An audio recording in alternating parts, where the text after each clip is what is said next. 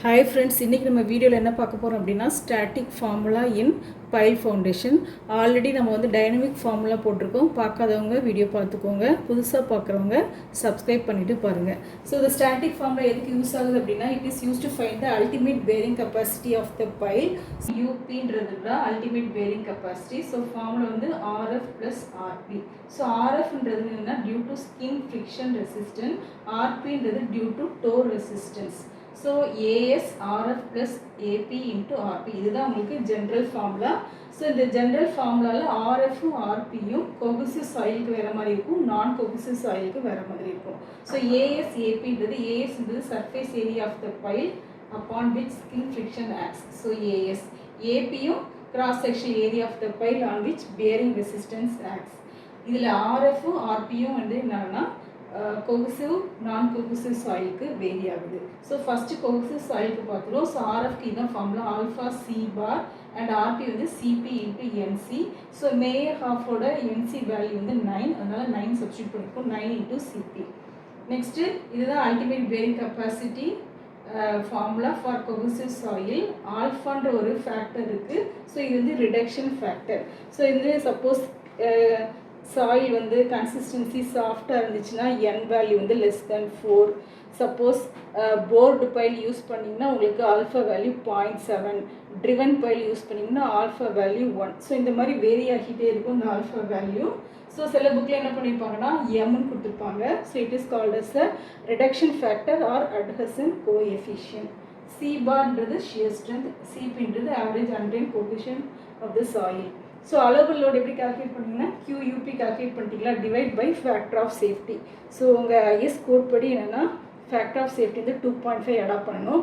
Suppose ப்ராப்ளத்தில் 2 factor of safety கொடுத்தாங்கன்னா நீங்கள் வந்து F1 + F2ன்னு சப்ஸ்டியூட் பண்ணிக்கணும். Next for non cohesive soil இதே தான் RF வேல்யூ சேஞ்ச் ஆகும். ஸோ RF வந்து K tan phi into gamma Z plus Q.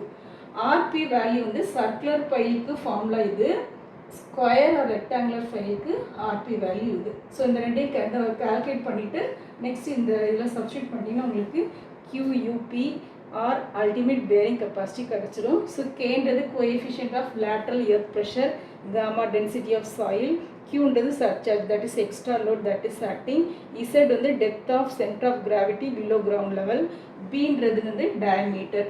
Suppose இது வந்து சர்க்குலர் பைல் கொடுத்தாங்கன்னா டயமீட்டரை சப்ஸ்டியூட் பண்ணணும், ரெக்டாங்கிள் பைல் கொடுத்தாங்கன்னா எது லீஸ்ட் வேல்யூ அதை சப்ஸ்டியூட் பண்ணணும். 5 வந்து angle of internal friction, N gamma Qன்றது mayor of value. So next நம்ம ஒரு ப்ராப்ளம் பார்க்க போகிறோம் ஸ்டாட்டிக் ஃபார்முலா யூஸ் பண்ணி. So a group of 16 piles of 600 mm diameter is arranged with a center to center spacing of 1.2 meter. The piles are 10 meter long and embedded in soft clay with cohesion. Bearing resistance neglected. Adhesion factor is 0.6. Determine the ultimate bearing capacity of the pile group. So in the problem என்ன கொடுத்திருக்காங்க அப்படின்னா 16 piles இருக்கு. So 4 என்ன செய்யுதுன்னா 16 piles group of piles இருக்குது. So பைலோட diameter கொடுத்துருக்காங்க, next spacing கொடுத்துருக்காங்க. So what is the ultimate bearing capacity of the pile group வந்து நம்ம கண்டுபிடிக்கணும். ஸோ ஃபஸ்ட்டு நம்ம என்ன கண்டுபிடிக்கணும்னா individual ultimate bearing capacity of a pile கண்டுபிடிச்சிட்டு next ultimate bearing capacity of the pile group நம்ம கண்டுபிடிக்க போகிறோம். ஸோ ஃபஸ்ட்டு கிவன் எல்லாம் எழுதிக்கலாம். ஸோ Nன்றது நம்பர் ஆஃப் பைல் 16, Dன்றது டயமீட்டர் 600 mm, ஸோ 0.6 மீட்டர். இதை டிவைட் பை 1000 போட்டிங்கன்னா உங்களுக்கு வந்துடும். எஸ் ஸ்பேஸிங் வந்து 1.2 மீட்டர், எல் வந்து length of pile 10 metre, cohesion வந்து 30 kN/m² கொடுத்துருக்காங்க. எம்ன்றது உங்களுக்கு adhesion factor, M or alpha. Next ultimate bearing capacity of pile group என்னன்னு கண்டுபிடிக்கணும். So ultimate bearing capacity of individual pile formula RF + RP. So இந்த ப்ராப்ளத்தில் ஒரே ஒரு கண்டிஷன் கொடுத்துருக்காங்க, பியரிங் ரெசிஸ்டன்ஸ் நெக்லெக்டட்னு கொடுத்துருக்காங்க. ஸோ அதனால இந்த வேல்யூ வந்து 0 ஆயிரும், RP வந்து 0 ஆயிரும். So QUP is equal to RF. RFக்கு AS into gamma F. So ஏஎஸ்ன்றது சர்ஃபேஸ் ஏரியா.